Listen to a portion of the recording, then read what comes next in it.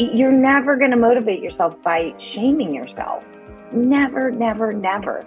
And this is just another tool to help us feel better, to help us be happy. That's what this is. This isn't about shame. This isn't about how it looks. It's about getting your home to work for you so that life's a little easier and life's a little more fun.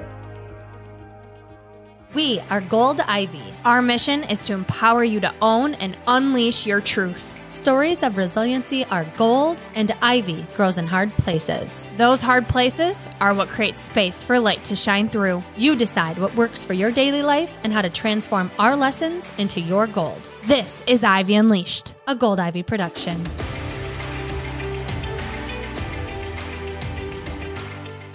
We are so happy you tuned in because today's episode is so special. We have on a professional declutterer and organizer, Tracy McCubbin, and we talk about her incredible book that is beyond life-changing. This episode bounces around to her childhood, the difference between hoarding and having a clutter problem, the science of shopping, whether we need things, want them, and all about gifts. We really get into buying gifts for other people, what we want for gifts. And this episode goes very deep, deeper than we even expected it to go. And stay tuned for the end where we announce a special gifting. We are not going to keep you waiting any longer. Now to this episode of Ivy Unleashed with the one and only Tracy McCubbin.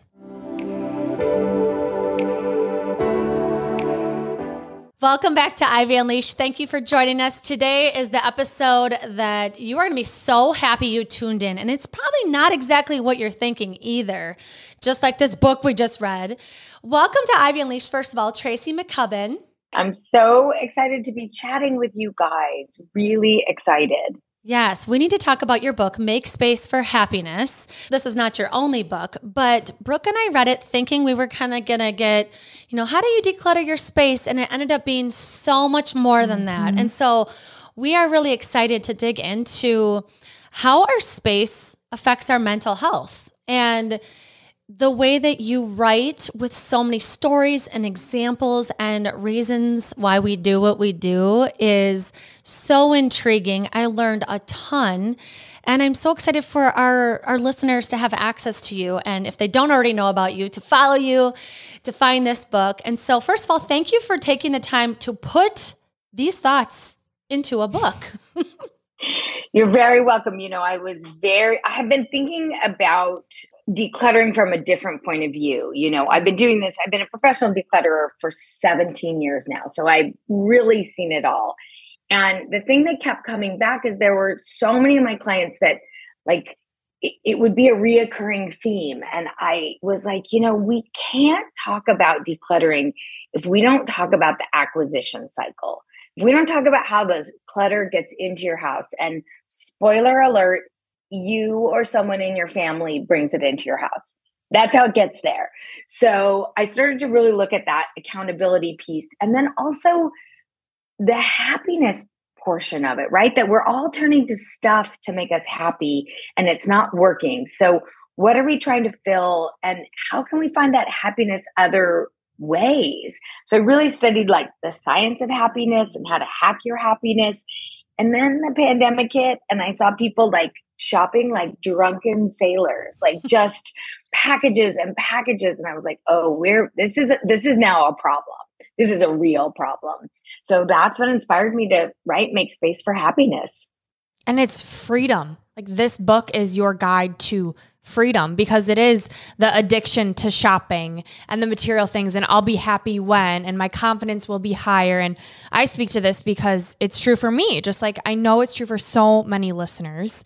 And before we get into the deep, deep stuff, let's take it back. Tracy, how did you go from actress to executive assistant to now a decluttering queen? How did your career take this twist? Well, clearly being an actress didn't work out. It was also not for me. I loved doing it, but I very early on was like, this is too hard and it's just not for me. And then I had this amazing opportunity. I was an executive assistant to two different people and I loved it. It was different every day and I got to travel and it was problem solving. It was great. And then when I was working with my last boss, my last person I was assisting, I started getting calls from people that we knew, like, can you come help me, organize my Christmas ornaments, or my garage is a little messy, or my husband's business failed and we have all this paperwork. So I started doing jobs on the side, kind of not really charging, and then just charging a little. And I don't know, my little flip phone just started blowing up. Like people start calling and the word started spreading. And a friend of mine was like, "You have a business?" And I was like, "No, I just help people." And he's like, "Well, that can be a business." So in 2007, I launched Declutterfly. And that was, I don't know, I think I did it the other day, like 3,000 clients later. And, I have 12 employees, and it just has been amazing, amazing. And then another key component, which I think really affects this, is that I grew up the child of a hoarder. My father is diagnosed with extreme hoarding disorder.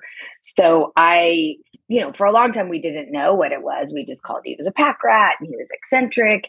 And then when we figured out it was an actual disorder, I did a bunch of research into it. So I have this unique perspective in that I have watched someone struggle their whole lives with their relationship with their stuff. And then added on top of that, I was very close to my grandparents who lived through the Depression and 2 world wars. And so my grandmother was an immigrant. So there are all these sort of other things. My grandparents were from Wisconsin and had a big place with an attic and a basement and were able to save things. So I realized that there are all these other factors in why we declutter, where we're from, how we're raised, our relationship to money, our family's relationship to money. It kind of all came together and made me really good at this. Yeah. Well, I think it's important to decipher, whether something's a disorder or not. Do I just have a clutter issue or do I have a disorder? So can you kind of talk about the difference between the two of those? Absolutely. And that's such a great, it's so glad you pointed it out. So hoarding disorder is a true diagnosable disorder. The doctors have now separated it. For a long time, they thought it was a symptom of OCD. Now they realize they sort of run parallel paths.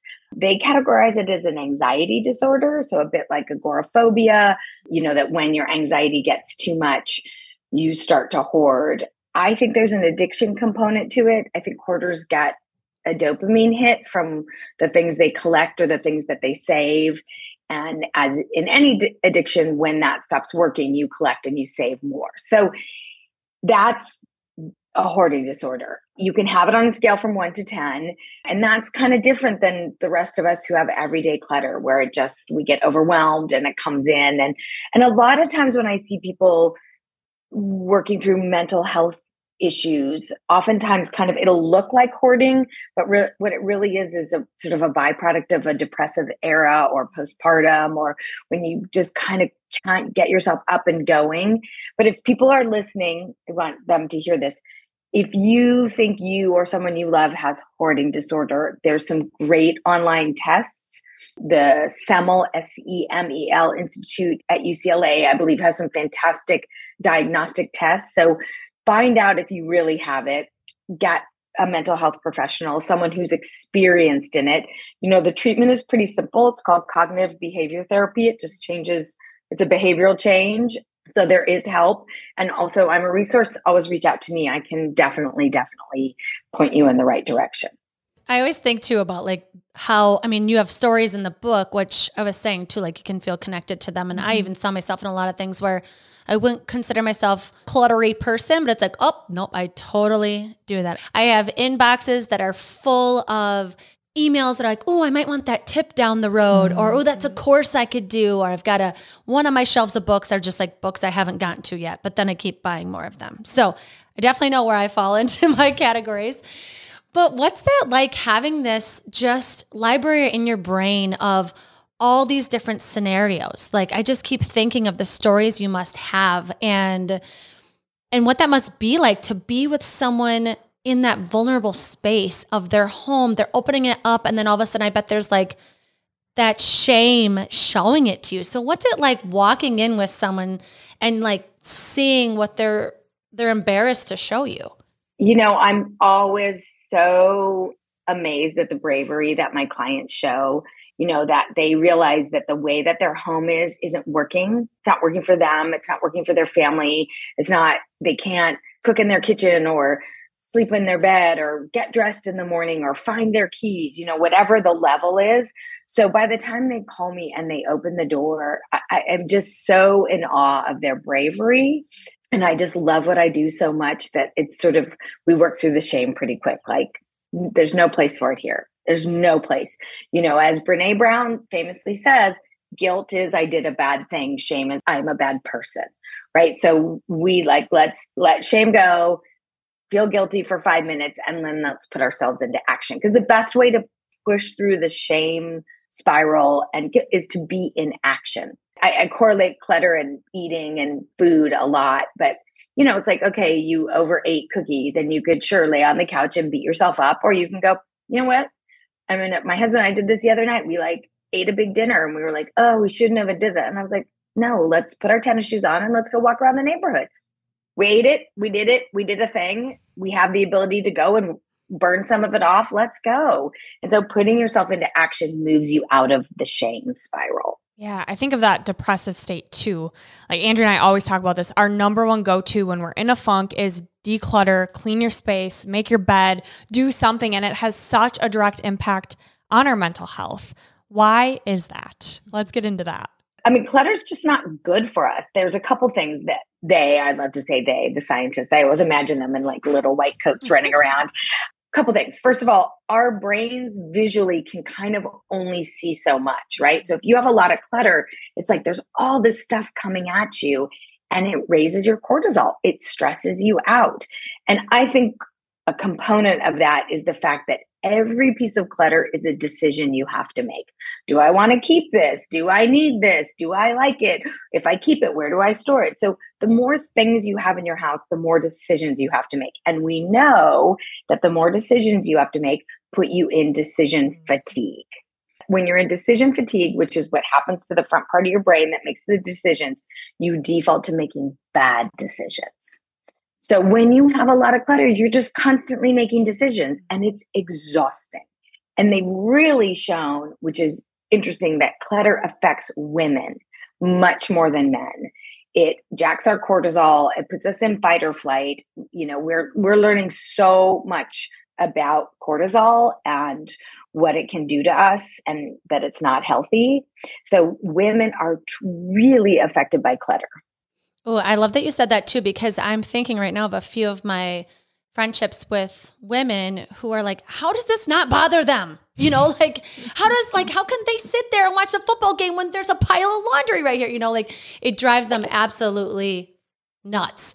I'm so happy that you brought that up because a lot of our listeners are women. They are moms. And there's so much that I could dive into with you about that. Like you mentioned postpartum and your confidence or wanting self-respect, walking into a room and feeling like you need to buy all the clothes that have the brand names on them. And so let's kind of dive into that confidence and self-respect in women and why we feel we need to have the skincare, the makeup, the brand names, the online purchasing to kind of help with that.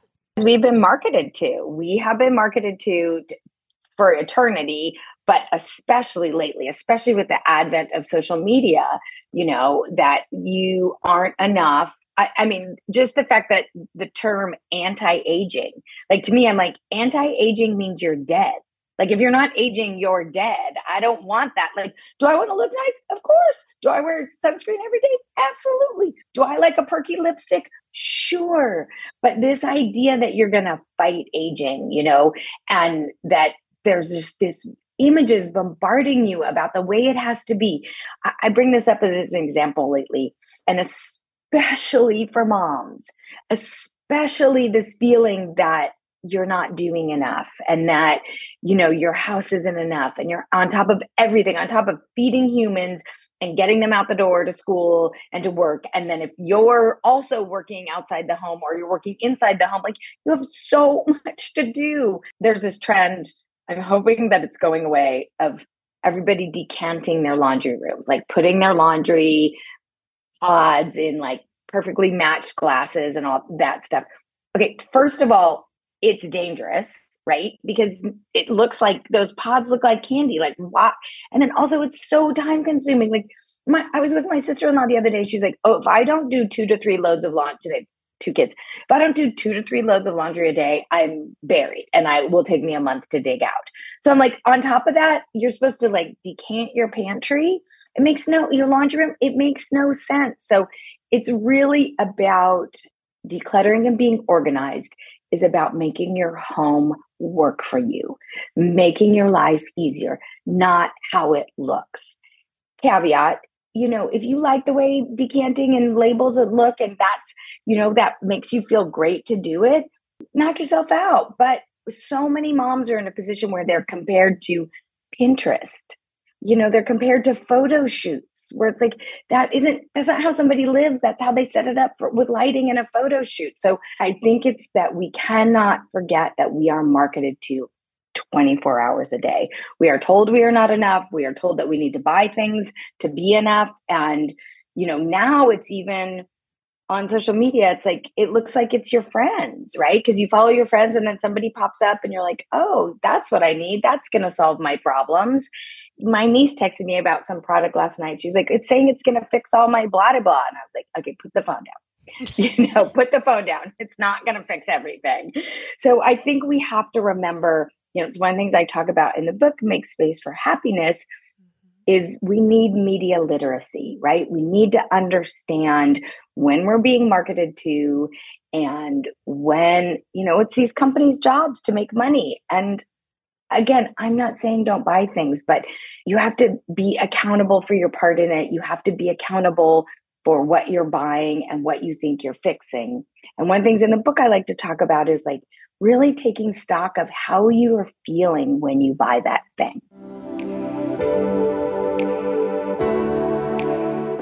Brooke, what do you think everyone wants more of? Energy. What do you think most people are hoping to come out of 2023 with? Feel more confident, be an example for others, actually have the self-discipline to take care of themselves. Yes, exactly. Because we hear the need for it and we want to help you get in the best shape of your life, we created Move with Gold Ivy, our virtual workout platform. Our dream has been to create accessible, affordable, and effective workouts that you can do anytime, anywhere, designed to hold you accountable and get you the results you need. You can pick any workout you want at any time, but if you do want a plan that alternates muscle groups and leaves your body feeling energized and strong, we have a weekly plan that you can follow to take the guesswork out. It's easy to navigate and packed with all kinds of workouts that will help you strengthen, trim, pump up, tone, energize, de-stress, all of the things we want our body to feel. It's within Move. Don't forget to mention the resources we offer. As a member of Move with Gold Ivy, you'll be a part of our exclusive Ivy League community, where we share our top wellness resources on things like meal planning, gut health hacks, time management, and more. And because you listen to the Ivy Unleashed podcast, we want to offer you all of this for only $20 a month, cheaper than any monthly membership you'll find. Not only that, you'll get a free trial week to test it out. And if you need more incentive to start prioritizing you, here's our favorite part. Your movement matters. Each month, 10% of your membership will be donated to support the mental health of those in need. So head on over to goldivyhealthco.com/move or find the link within the show notes of this episode and sign up today. Stop putting yourself in the back burner. Snag your spot and reap the benefits that you deserve to feel this year. It's your time. Move for your health, move for your confidence, move for your mental clarity, move with Gold Ivy.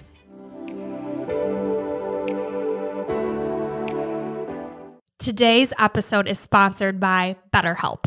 Every episode of Ivy Unleashed is dedicated to empowering you to take ownership of your health. And what it really comes down to is prioritizing your mental health. We've both seen the beauty and growth that therapy can bring and are thrilled to partner with BetterHelp to allow you the opportunity to feel heard and seen by a professional. The National Alliance on Mental Health reports that 155 million people live in a designated mental health professional shortage area, and BetterHelp is working to close that gap. I've personally used BetterHelp and loved it because it was all online, making it super convenient. The biggest piece for me was how affordable it is. I was able to choose the therapist that met my needs. I came in with wanting to work on childhood trauma and anxiety, and it was unbelievable to see how many options I had with all the different backgrounds of therapists. With BetterHelp, you have access to a network of over 30,000 licensed and experienced therapists. Therapy is all about deepening your self-awareness. And sometimes we can't see our own patterns and behaviors until we talk them out and get an unbiased perspective. It's really nice to have someone who doesn't know you and has the professional background to help you thrive in your daily life. It has made the world of a difference with every relationship in my life, including the one with myself. To get started, all you have to do is fill out a brief questionnaire about your needs and preferences and choose your therapist out of the options they give you. You can talk to your therapist however you feel comfortable, whether it's via text, chat, phone, or video call. Also, you can switch therapists at no additional charge until you find the right fit for you. The best investment you can make is in yourself. Get 10% off your first month at betterhelp.com/goldivy. That's betterhelp.com/goldivy. Take the first step to inner peace and freedom today. And now back to the show.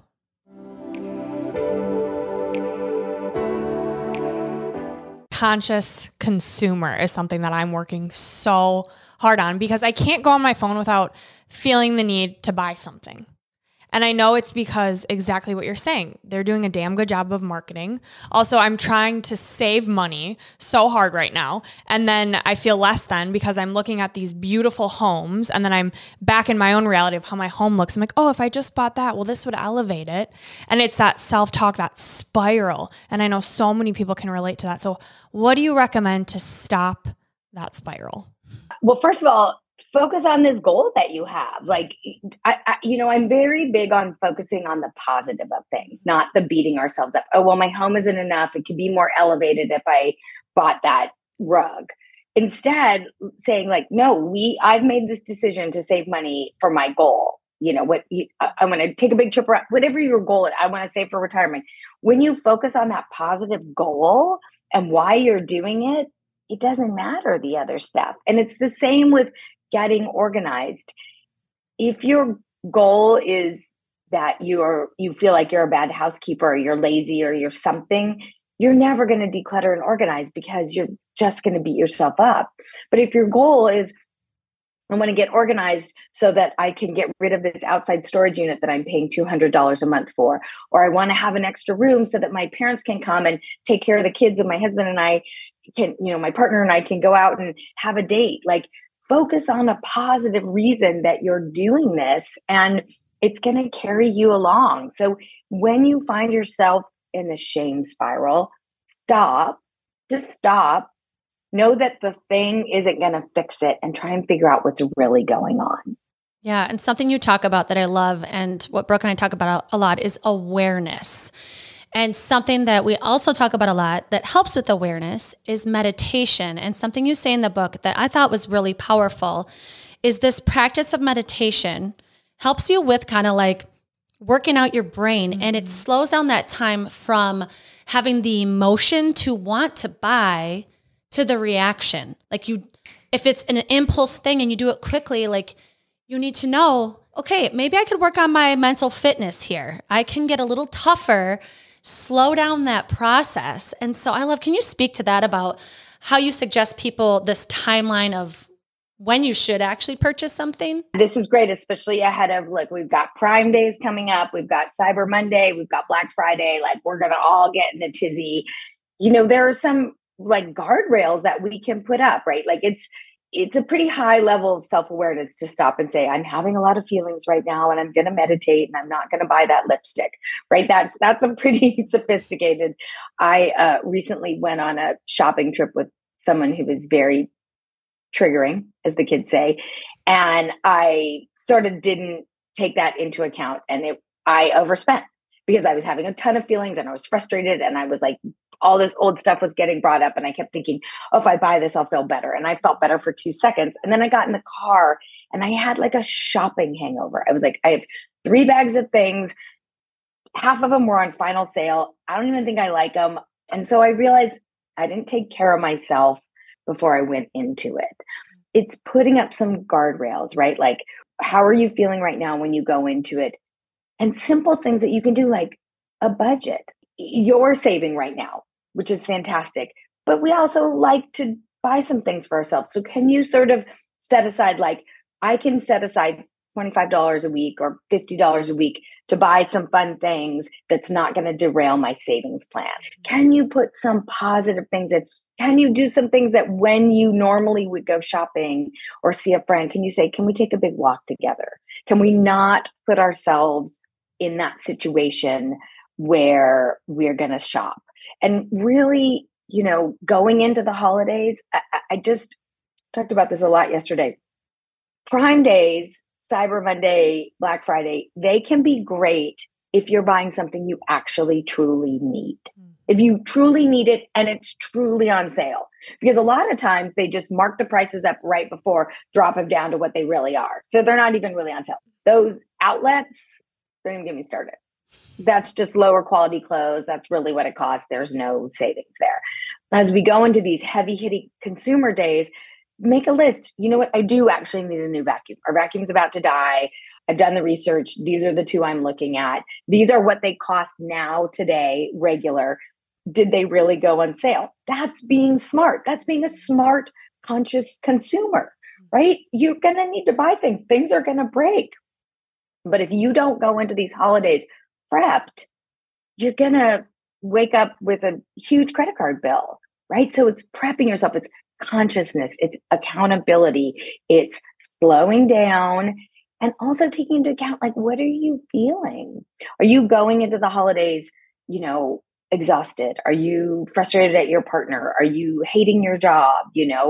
If you're going into the holiday season with all of that, chances are you're going to buy more because you think it's going to fix something. Yeah. And something that I love that you talk about in the book is, as a parent, a lot of times you don't have control over what people are giving to you or to your kids. And that's tough too, because it comes with the holidays. People want to get you a gift, and I hate them. It's like, I hate it. And I am not quiet about it. My mother-in-law, my mother, they know I don't want more stuff. I have 3 kids. Like, they can't even handle all the stuff in their room. It overwhelms them as much as they love the moment of opening the gift, just like the mother-in-law and mother love the moment of buying the gift. It's fleeting. It lasts 2 seconds and then they don't play with it after that day. And if they do, it's like maybe once, maybe twice, And so I would love for you to talk about that and that connection that, they're trying to make with the gift and what that means and how to kind of navigate that in a sensitive, loving way. This is fantastic. So a couple of things. One of my biggest goals is that can we normalize asking people what they want for the holidays? Can we this idea that like we're supposed to know and we're supposed to surprise someone? And look, every once in a while you get it right and it's fun and you find something, but a lot of times we get it wrong. We get someone the wrong thing or they get us the wrong thing. So can we normalize asking people what they want? Can we also normalize when they say, I don't want anything, believe them. Believe them when they say that. And, for grandparents, it is, one of the clutter magnets that I go into in this book. It is buying and giving gifts to get love. It is purchasing so that your grandkids will love you back. I have nieces and nephews, and I, would go visit them all the time and super close. And I would always bring little gifts in my suitcase. And then one of the times I went, the first thing they did was like jump on my suitcase to get gifts. And I was like, oh, I've set a bad precedent. So I stopped giving them. And they didn't miss them because they're just so excited that I'm here. So can we talk to grandparents ahead of the holidays? Look, they want to see you. They want to spend time with you. Can you teach them to make your favorite recipe? Can you go fishing with them? Can you build those core memories? Can you make that relationship? I was so close to my grandmother, so close to her, spent so much time with her. I cannot tell you a single gift she gave me. I cannot tell you. I can look back on the 30-some holidays and birthdays I had with her. I don't remember a single one. I remember cooking with her. I remember her teaching me how to sew. I remember gardening with her. And I know she gave me gifts, but I don't remember them. So I think that having a conversation with the family in a kind and loving way, like, we so appreciate you. I had a client recently who was struggling financially and was like, my kids are in sports. Like, these sports uniforms are expensive, was trying to find a way to talk to the grandparents about this is what they want. And they were like, well, that's not what we want to get them. And it's like, she had to say like, but this is what they need. And this brings them joy. They want to play sports. And right now for us to buy those uniforms is a struggle. And then grandma bought them and went to the games and like was part of the whole experience. So I think it's really having the conversation in a kind and loving way and saying like, I know you get something from shopping. There's something you get, but we're at max capacity over here. I mean, for me, I'm really thinking like ahead of the holidays. I don't need anything. I'm actually realizing I need to send out my ahead of the holidays email where I say to people like, nothing, don't give me anything. Don't give me anything.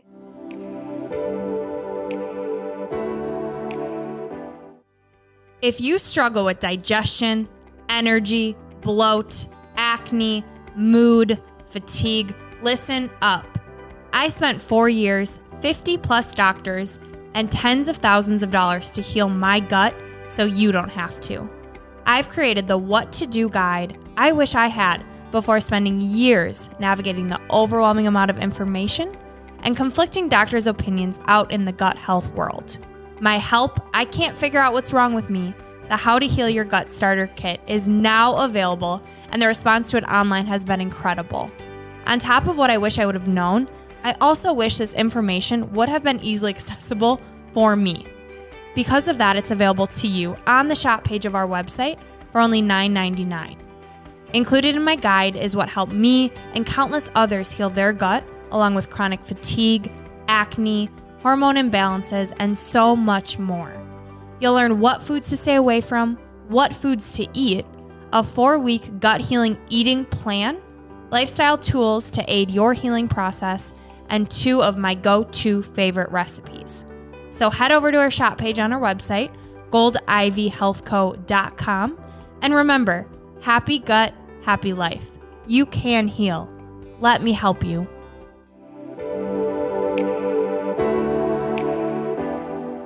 One of our most popular episodes was with Jessie Golden, the creator of our new favorite and life-changing skincare line, The Golden Secrets. You've probably seen us post about it because we take it everywhere with us, but we wanted to fill you in on exactly what we're using and the results we're seeing with this sustainable, fair trade, and cruelty-free skincare and wellness line. Jessie mentioned that the one thing she'd take to a deserted island is her Heal oil. So with her incredible-looking skin, I jumped in and bought it right away. I'm using the Heal oil as a moisturizer at the end of my skincare routine, or if I'm in a rush and only use one product after cleansing, it's the Heal oil. I also use it right before my new gua sha routine. The Golden Secrets has a gua sha tool called the Sorceress Stone Gua Sha Beauty Tool. It's an ancient holistic facial massage tool that enhances your skincare routine by increasing blood flow, circulation, and nutrients to brighten the complexion and tone, and it lifts the facial muscles naturally. Jessie says, this is the one beauty tool, hands down, that has made the greatest impact on my skin. It has helped retrain the way the patterns of my face, muscles, and skin function. I'm already seeing more definition in my jawline and cheekbones, which is so exciting. Jessie provides tutorials on exactly how to use all of her tools and products. So as a person who's notorious for knowing nothing about skincare, The Golden Secrets has been my favorite discovery. And for me, I've spent years getting back my health. And because of that, I take what I put in and on my body very serious. I can say without a doubt that the Golden Secrets is the only skincare products I will use in the future. I swear by the Heal oil, the Youth Beauty Face Oil, coconut lip balm, and will soon have every product on my bathroom sink. The Golden Secrets is rooted in nature, ancient wisdom, and organic beauty. Jessie Golden thrives on making skincare and wellness products that benefit everybody. We're thrilled that we have a discount code you can use to save money when you shop The Golden Secrets. Use code GOLDIVY for 10% off today, and keep watching us at Gold Ivy Health Co. on all social channels as we continue to share our amazing results with the Golden Secrets skincare line. You can find the link and code in the show notes of this episode. And now back to the show.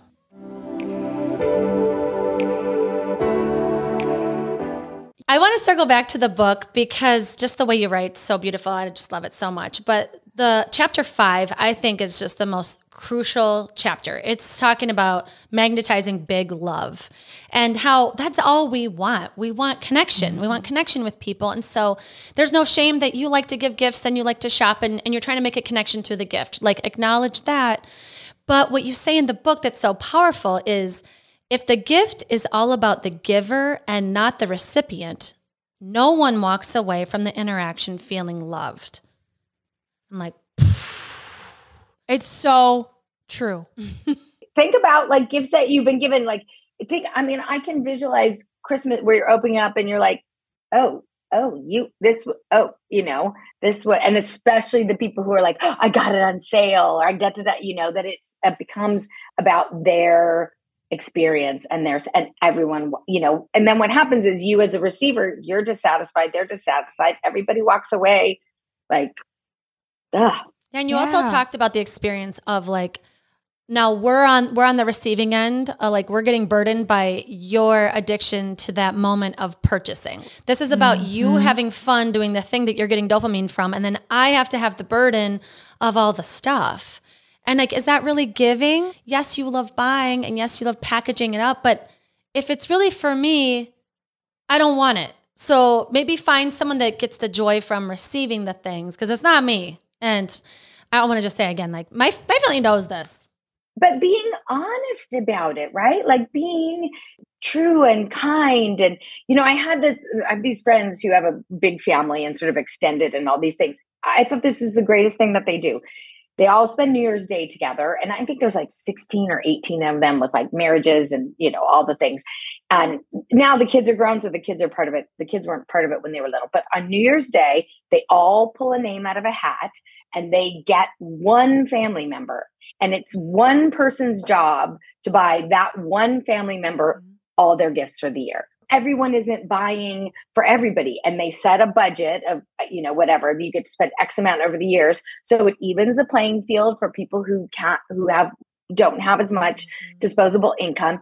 And it's like and then what really happens, because it's one person, it's like, oh, I really want those new, blah, blah, blah tennis shoes or something. It's so genius. And they're like, oh yeah, no. It's just made it all so much simpler. And I'm like, great, people are getting what they want. You only have to shop for one person. Like you're not running around. I mean, you see moms like running around at the last minute, like, oh, I got a birthday party. Oh, I got to buy something. I mean, we started that. Yeah. My boyfriend's family, we started that last year. And in the group chat, you just send your Amazon links, and it's great because you're getting what you need. And it does make, going back to what you said, of normalizing, asking people what they want. My mom, she loves giving gifts, and she'll ask, what do you want? And so it's not filling my home with things that I don't need, but I'm still feeling her love. She's still thinking of me by asking. And she wants to start this thing this year, which reminds me of what you just said of, she heard it somewhere where it's something you need, something you want, something you read, and something you wear. Like that. You need to do an order that it rhymes though. Yeah, I probably butchered it. Want, need, wear, read. Read. Yeah, that sounds a lot better. You could also swap out wear for eat, something you eat. Ooh, you could do that too. Yeah. That's good. My husband my husband loves tinned fish, sardines and all that kind of stuff. Last year for Christmas, I got him like a giant box of and I was like, really? This is it? And every day he's like with his crackers, eating his tinned fish, happy as a clam. And I'm like, yep, that's what he really wanted. And that's fantastic, Oh, I love it. Okay, I want to circle back to the actual decluttering of your home, because I'm picturing you going into people's houses and like this hoarding, or just starting with a closet. Like, what is your system? Where do you start? Because I think that's what people listening really want to know. So where to start is one of the biggest questions that I get. How do I start? I'm in overwhelm. Where do I start? So sort of before some hints, in my first book, Making Space Clutter Free, I have a whole section that is a work plan that takes you from the top of your house to the bottom of your house. Also on Instagram, I do these 5-minute challenges, things to declutter in under 5 minutes. And if you string them all together, you will do your whole house. And they're like, really like socks, coffee mugs, baseball caps, pool toys. And all of a sudden you've done your whole house. So that's great for people to know. But first place that you start, which always sounds like the funny step, is why are you decluttering? Get clear with your why. Why are you decluttering? I want to have friends over for the holidays. I want to be less stressed. I want to be able to get dressed without crying. Whatever your positive reason is, not I'm lazy, I'm a bad housekeeper. Why are you decluttering? And then be real. You're taking on a project. This is a project, especially if you're really deep in clutter. So how much time do you have to devote to it? When is the best time for you? I don't care. You're not going to come home after work and after you cook dinner and do 2 hours of decluttering. It's not going to happen. It is not going to happen. And that's okay. You've done a full day. Do you have 6 hours of doing it in you? Or are you like, I got 1 hour and I got to tap out, right? So be realistic about your time you have. And none of this with judgment. None of this with judgment, right? Like, this is how much time I have to give. This is my stamina. And plan your work and work your plan, right? I'm going to give 2 hours on Saturdays for the next month. I'm going to take a day. People do this all the time. I'm going to take a whole day off of work, out from work, not look at my work emails. I've got some sick days saved up. I'm going to take a day and I'm going to do it then, because that's one of the biggest, not only is the decision-making process, but where does the time come from, right? So plan your time and be realistic. And also be realistic. You might need help. My older clients, this comes up all the time. It's more than they can do. And so, great. We need help. We all need help. And if this is difficult for you, you might need some support. Mm-hmm. Yeah. And I think your 5-minute videos are such a great place to start, because how behavior change works is you need momentum. Right? We think I'll do it when I'm motivated. You're not always motivated. It's an emotion. Just like you're not always happy, you're not always sad. I always tell my clients this. And so what you need is that momentum. You start a sock drawer in 5 minutes. That feels realistic. That feels doable. Well, then you're already in the groove and you're like, all right, I'll just do this drawer next to it because I'm already in it. You get that momentum. Well, I think the positivity piece is important. The positive why you're doing this. You're not in the guilt, shame cycle, right? And what makes this more fun? Like for me, this is something I enjoy. So I always tell my friends, like, I don't enjoy cooking that much, but I do enjoy organizing. So while you're cooking for me, I'll organize your fridge or your pantry. I am that friend, like, call me up. Everybody has a friend that likes to do this stuff. And so, if they're your friend, there should be no guilt or shame about your space. Let them in, let them help you. Or if you're not up for that, or it's not convenient timing, play some good music. Have a good little tea, coffee, glass of wine while you do it. Play a podcast, play Ivy Unleashed, right? And then I think too, just your books and your resources are like, you're not alone in this. And like when you feel alone, there's so much shame in that too. And I always think about a lot of decluttering and organizing runs a parallel path to eating and working out. And, and I always think about, for me, when I don't want to go work out, if I say to myself, oh, you ate too much, you're not, you don't weigh what you, whatever the negative, it doesn't make me, I like rebel against it. When I remind myself how good I feel after, then it's like, oh, right, I want to do that because I feel good after I do it. You're never going to motivate yourself by shaming yourself. Never, never, never. And this is just another tool to help us feel better, to help us be happy. That's what this is. This isn't about shame. This isn't about how it looks. It's about getting your home to work for you so that life's a little easier and life's a little more fun. I think too, uncovering what's underneath of this, right? And a lot of what you talk about in the book comes from, a dysfunctional relationship where you didn't get what you needed with love, or you don't feel like you're deserving of respect without the accolades, right? It's like this enoughness that's underneath all of it. Like if I have this, then I'm this, right? And so I think uncovering those feelings of, why am I doing this to myself? Or why am I putting this off? And like for me, just to have like a personal anecdote here on what I do with the books and the courses and the tips and all the things is like, I feel like I need to know everything and like have the resource on hand because like, maybe I'm not smart enough on my own without it, or there might be something that I need to know and I'll have the resource, the place to go to get it. But it's like, you literally have your phone that you can find anything on at any point, And so it is overwhelming me. And it's like another thing of like, I keep not getting to that inbox that I keep putting those emails away to. And then I feel bad about it. Or I see that pile of books that I haven't gotten to, and then I feel bad about it. And so what are your kind of tips on, that of like, I'll get to it when type of scenarios?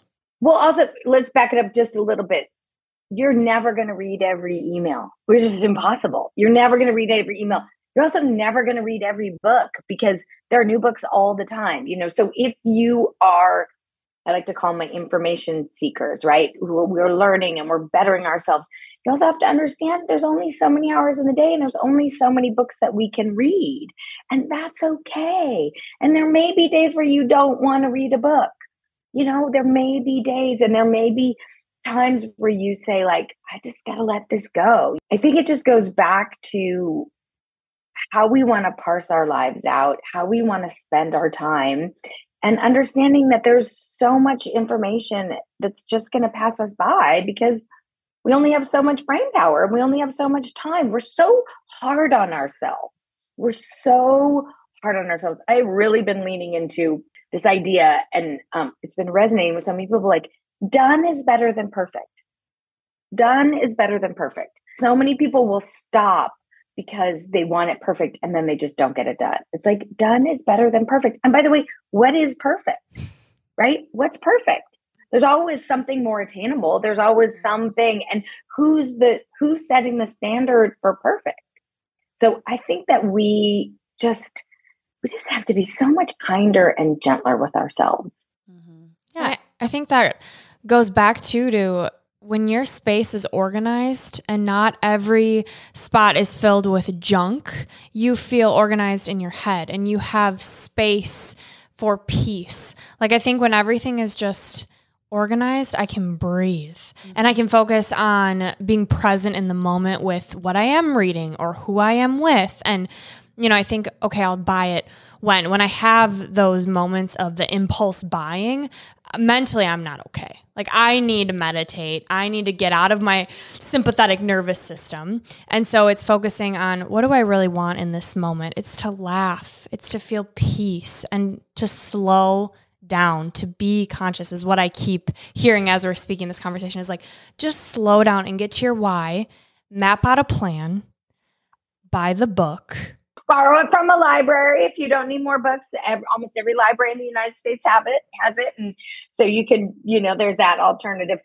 The other day I was like running around, not getting everything done. Like, day was stacked like dominoes. I got off early, got off schedule, and everything was just a disaster. And I got home and I looked around. My car was a disaster, like a disaster. So not only was I running late all day, I was running late with like an old Starbucks cup and a water bottle and and I was like, let's take 5 minutes. Pulled my car up next to the trash cans in the recycle bin, 5 minutes to clean my car. And the next day when I got in it, I was like, oh yeah, okay, great. And so when you realize that doing that decluttering and getting organized is to benefit you, not to how it looks or to show other people that you got it right. When you realize, I always say this, I think that decluttering and organizing is a form of self-care.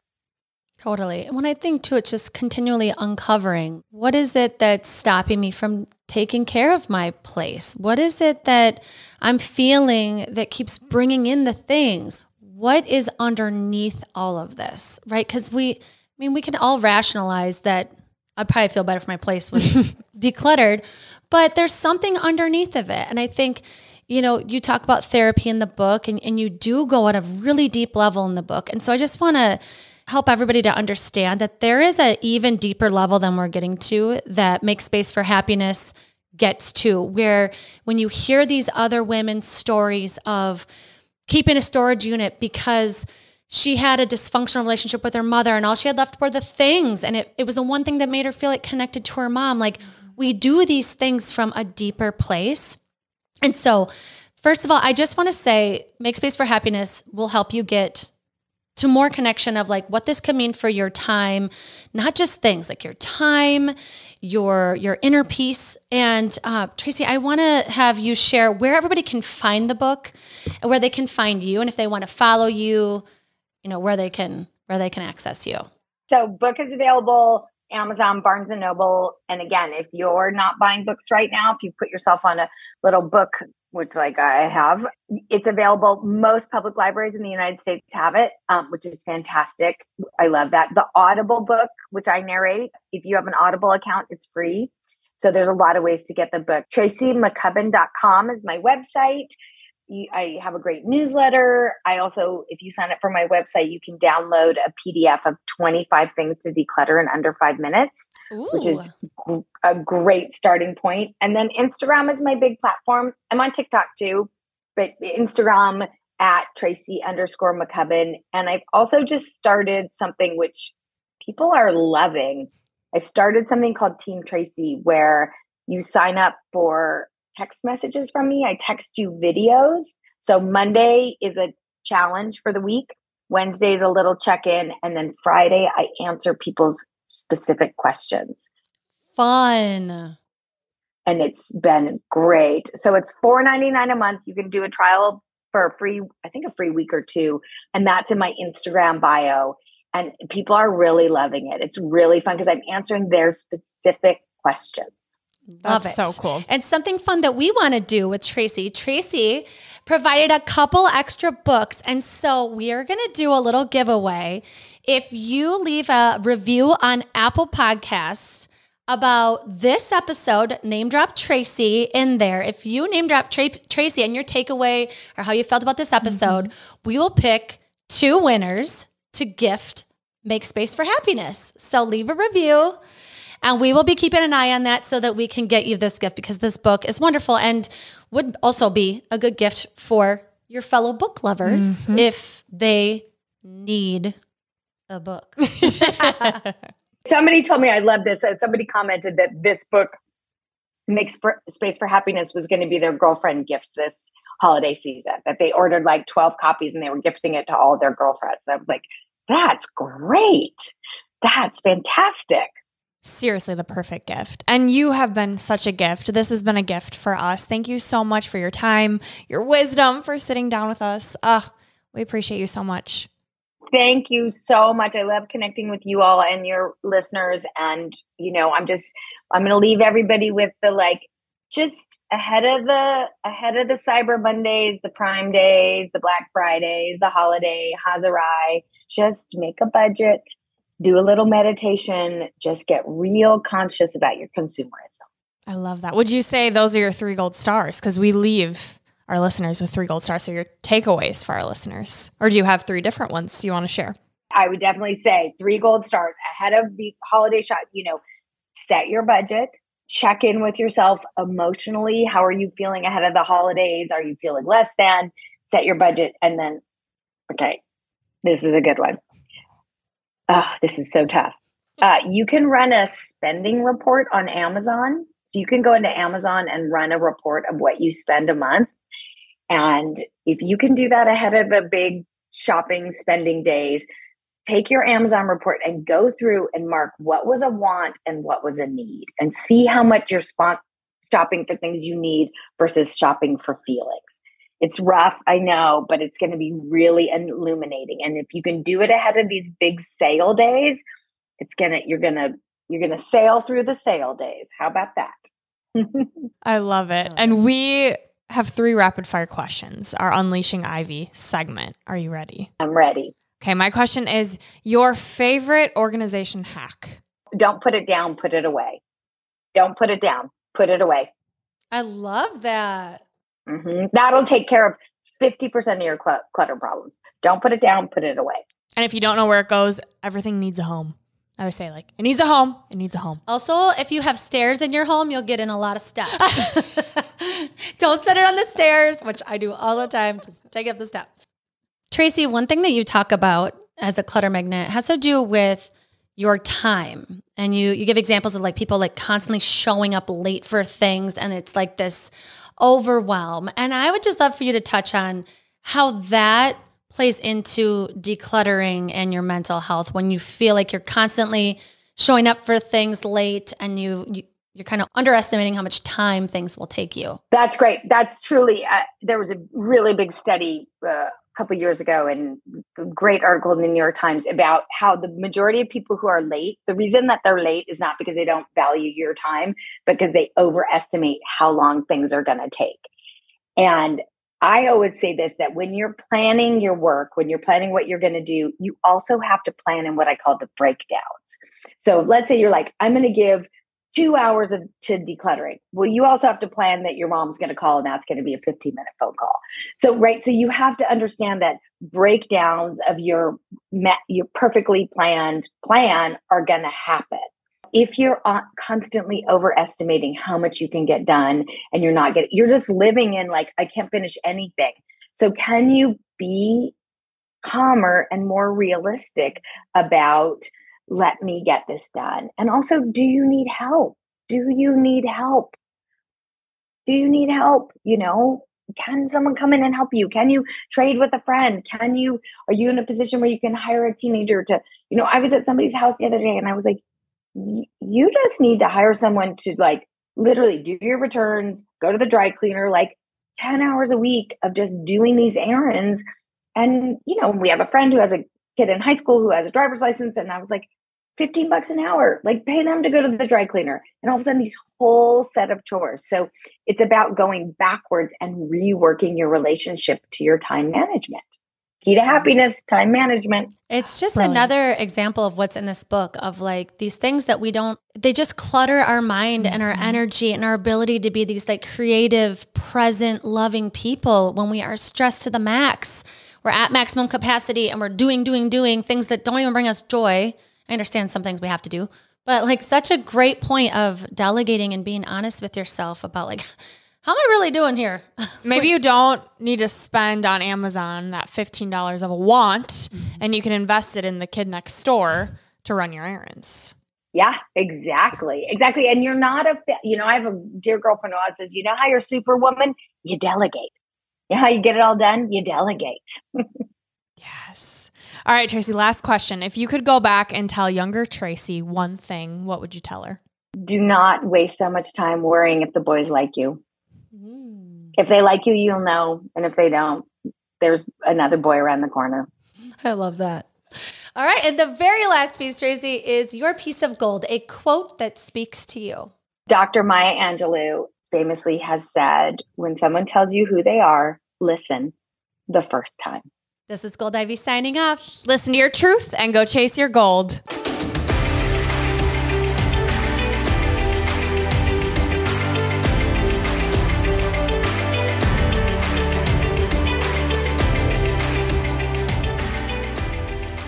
We want to thank you and encourage you to celebrate yourself for taking the time to learn and get inspired in your one beautiful life. And if this podcast means something to you, it would mean so much to us if you'd be willing to take 30 seconds to help support our mission to keep bringing you inspiring stories and guests. First, following the podcast is important because it helps you never miss an episode. To do this, just go to the Ivy Unleashed podcast show page on Apple Podcasts, Spotify, or wherever you listen to podcasts. And then just tap the plus sign in the upper right-hand corner or click on follow. While you're there, if you'd be so kind to give us a 5-star rating and review and share your favorite episode with a friend, we'd be so grateful for your support. We are thrilled you're here and are so happy that you're taking time to prioritize your wellness, self-discovery, and growth with us.